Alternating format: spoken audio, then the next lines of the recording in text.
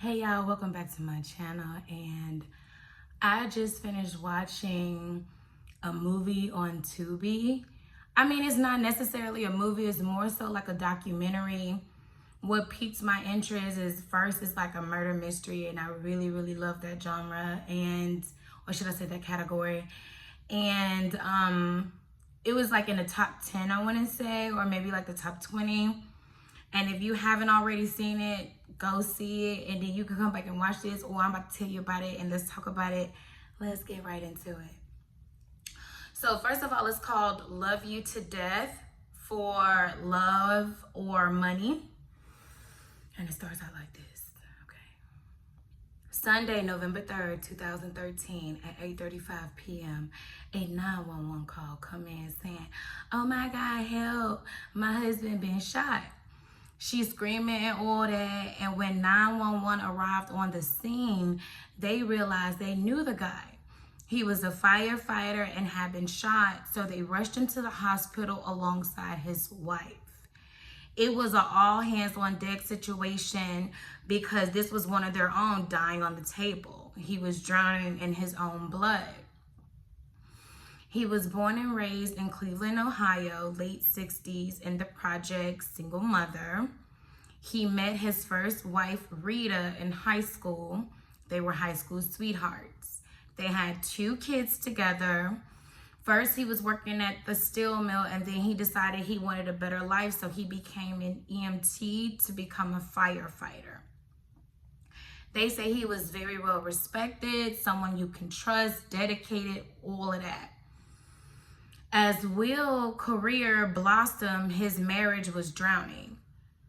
It was going down the drain. They ended up divorcing in 2004. His kids were staying with his wife full time, but he was always in his kids' life. In 2008, he met someone new, and her name was Yoloma.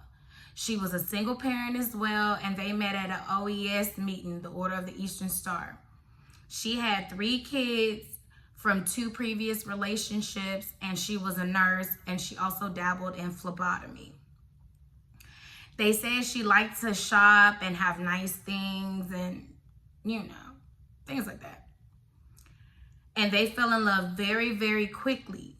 They seemed to be in a happy, healthy relationship, and Will liked the idea of being needed. Will even helped her grow her business of phlebotomy. She ended up moving in with him with 2 of her kids.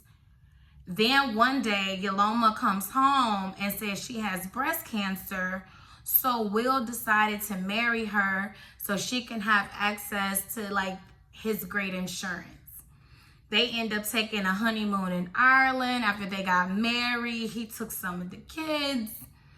In 2013, Will was promoted to lieutenant. So with the new raise, they decided to buy a house out in the suburbs. Yoloma told Will she was responding well to treatment, so everything was looking up. They were set to move in a new house on November 4th, but of course the night prior, November 3rd, he was shot. So while the doctors are working on Will back at the hospital, the police are back at the house trying to figure out what had happened to Will and who would even want to shoot him. Especially in this quiet ass neighborhood, please, They also noticed that Will's keys are still in the door, and McDonald's was sprawled all over the driveway. So they was like, okay, he must have been ambushed. They also noted that when they arrived on the scene of the crime, that Will's pockets was turned inside out, so it looked like a robbery, going wrong. But when they started looking over the crime scene, they also noticed 4 shell casings, meaning, okay, somebody was trying to kill him, all right? This is not just a robbery, so who would want him dead? So they asked people who was there, which was Will's stepson, his girlfriend Ashley, and their baby, all living at the house with Will and Yoloma. Ashley just pulled up to the house herself and was downstairs when she heard the gunshots. Macklin, the stepson, was upstairs on the second floor playing video games. So the police was like, do you know who might want to harm Will? They was like, nah, he's a good guy. Meanwhile, back at the hospital, Yoloma up there with the co-workers, and the doctor come out and, they say Will passed. They say Yoloma literally screams, shouts, fall out. They had to help her up to a chair and console her. So then once they got her together, the police started questioning her. Said that they was packing all day. She didn't feel like cooking, so Will went to go pick up some fast food. She said she was sitting on the phone on the couch downstairs talking to her sister when she heard the gunshots. She ran outside, saw her husband lying there, and he was like he was shot by a man, and the man went in the backyard. She also said earlier in the week he had some words with some guys in the neighborhood. It's kind of like a little local neighborhood gang. So they was like, okay, tell us more about that. So allegedly, he confronted a couple of drug dealers outside, like, don't be doing this around my house. Yoloma was like, they seem really upset, and you never know what some people like that would do. So now the cops are all confused. They like, okay, was it the man in the backyard or was it some teen drug dealers? So they lean more towards going towards the gang. The next morning, they was back at the scene looking to find something when they just seen this man randomly walking down the street, and they decided to approach him to question him. The man take off running. So they run after him. They catch up with the dude, and he was like, I ain't even do nothing, but I might not. He said, man, I ain't even do nothing, but I might know who did, He said on the night of the murder, he saw two men with black hoodies standing near the house. He said he didn't see they facing nothing, but he just thought it was suspicious. So with no leads, the police decide to call Jacqueline, okay? That's Yoloma's second daughter, who was also living in the house, okay? But she was living there part-time. Damn, that house must have been very crowded, okay? When the murder happened, she claimed her and her boyfriend, Chad, wasn't even there. She said she couldn't think of no one other than the dude named Rex, who was the drug dealer that Will ran off, who would want to hurt him. Rex said he didn't do it, and his alibi checked out. He was with his girlfriend. He said he was at the movies with his girl. They went out to eat to IHOP. Like, bro, I wasn't even there. And his story checked out. So now it's been 4 days since the shooting, and they still coming up with nothing. They end up moving out the new home. They end up moving out the old home to the new home, and Will co-workers even helped them move. They also had a candlelight visual for him. The whole community came out. It was over a couple hundred people that showed up. Still with nothing, the investigators started to follow the money. They was like, okay, well, who would have something to gain from Will's death? They realized that his ex-wife, Rita, the first wife, was still the beneficiary of his $100,000 life insurance policy. So they went to go question her. And she's like, of course, I'm his beneficiary. I have his biological children, all right? So the money ain't even for me. The money is really for the kids, just in case something was to happen. But Rita also put them up on game and was like, well, if you ask me, something was going on over there at that house with Will and Yoloma's daughter, Jacqueline. Said that they often butted heads because he felt like she was a spoiled little brat. And that's why she was only living at the house part-time. The other part of the time, she was living with Chad and his mama, her boyfriend. Will also left her at the house when they took the trip to Ireland. That's when shit really hit the fan. Will refused to pay for Jacqueline because he felt she was ungrateful, so she stayed behind. That was a red flag for detectives because according to Yoloma, everything was all good in their household. So somebody lying, but is that enough for murder? So they bring Yoloma back in and ask about Jackie and Will relationship, and she admit then that they were like oil and water. They feuded constantly. So now they looking at the daughter. They also end up finding DNA on the bullet shells, but it wasn't a hit on nobody in the system, meaning somebody, wasn't arrested yet, They lay Will to rest. It was a lot of news coverage because they still don't know who killed Will. So they put out a reward to see what will happen. They got a hit off of one of the calls. Will co-workers saying he was getting harassing phone calls, but they didn't know from who. But it happened right before he was murdered. Turns out it was a car dealership who was supposed to be dropping off 2 new cars to Will, but the driver who was dropping the cars off to Will ended up getting pulled over and arrested for possession, so the cars never came. So that was the phone calls or whatever.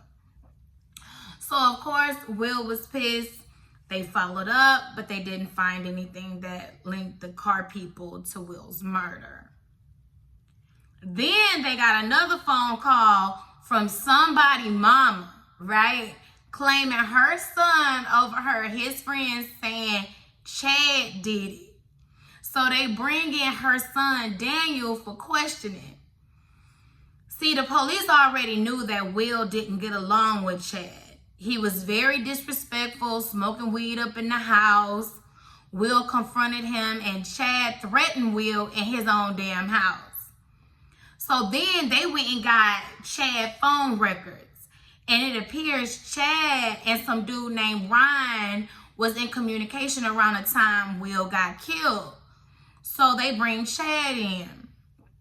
Like, why your cell phone pinging near his house, during the scene of the crime? He was like, I left my phone back at the house. They was like, well, why was you trying to buy a gun? He was like, I was, but then I had changed my mind. The cops don't believe none of that shit, all right? So they bring Ryan in, which was the person that Will was communicating with, to see if he'll snitch. But baby, he ain't got nothing to say. That's what I'm talking about, Ryan. Ryan ain't got nothing to say. He say absolutely nothing. So the next day, the police get another phone call, right? Now it's Chad mama, all right? She calling, all right? She's like, Chad ready to come in and tell y'all the truth. Now, why y'all got y'all mama calling for y'all? You grown-ass men claiming to be thugs. And y'all got y'all mama calling the police for y'all. Baby, boom. Baby, Chad get up there and start singing like a canary. Chad was like, Ryan did it. Ryan did it. He did it. Chad said Yoloma offered him $10,000 to kill Will. Said Will was abusive towards her and she needed to get away, and the only way she could fully get away and feel at peace is if he was deceased, okay? So Chad was like, I can't do it. I can't do that, but I know somebody who can, which was Ryan. So he told Ryan, I'll pay you $1,000 to do it, and Ryan was like, bet. So they set it up. They dressed in all black in the hoodies, waiting on Will to come back. Said Yoloma sent them a cold message to her daughter so they knew when to hit him. They shot him 4 times. She the one who told them to empty his pockets so it can look like a robbery. Baby, Chad said Yoloma never did give him the $10,000. He only got $2,500. That's not funny. And Ryan only got $500, okay? Chad said he feels bad but gets charged with involuntary manslaughter. So now they bring Yoloma and Jackie in, but Yoloma automatically lawyers up. But when they questioned Jackie, baby, she started singing, all right? Saying Will was never abusive, but the mom was running amok, getting everybody in debt. Even putting cards in Will's name. She wanted to kill Will for the money, but didn't know she was on a damn insurance policy, y'all. Like, girl, all that for nothing. Like, you cannot make this up. Like, just wow. And you get your minor daughter involved. Jackie was only 17. She's still in high school. You get her ass involved and her boyfriend to go do your dirty work. Girl, they also charged Ryan and a guy named Chris who sold them the gun. The mother and the daughter was arrested too. It's just sad. People can't even believe this. Like, what? Not the way her ass was falling out in the hospital. Okay. And she the main one who set everything up. Right before a trial, 4 of the 5 defendants all accepted plea deals. That was Chris, Ryan, Will, and Jackie. They all testified against Yoloma. On June 21st, 2017, the trial begins.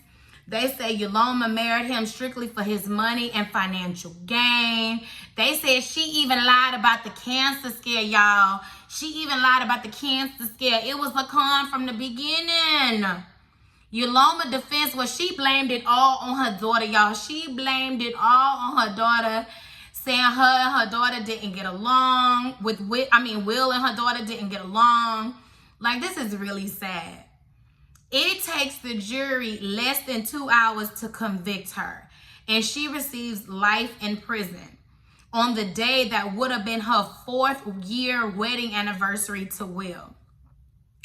Chad, Ryan, and Chris all pled guilty and got 18 to life. And since Jackie was a minor at the time, again, she was 17, she got juvenile detention and was released when she was 21. Yoloma is still serving her time in Ohio, and she will never see the light of day again. That's really sad. That's really sad, y'all. But oh my goodness, when I tell you, come on, you know it's always the wife. You know it's always the spouse. How many murder mysteries have we seen, y'all? And it always turns out to be in the spouse. But baby, this Yoloma, you're supposed to check the paperwork first, baby. You're supposed to check the paperwork first. If you're going to do something like that, you're supposed to check the paperwork first. And you get these young babies that you clearly they didn't know no better, and you know better. You didn't know no better either. So y'all go check it out. Love You to Death, For Love or Money. And y'all let me know what y'all think in the comments. Talk to y'all later. If you haven't already done so, please subscribe to this channel. Bye.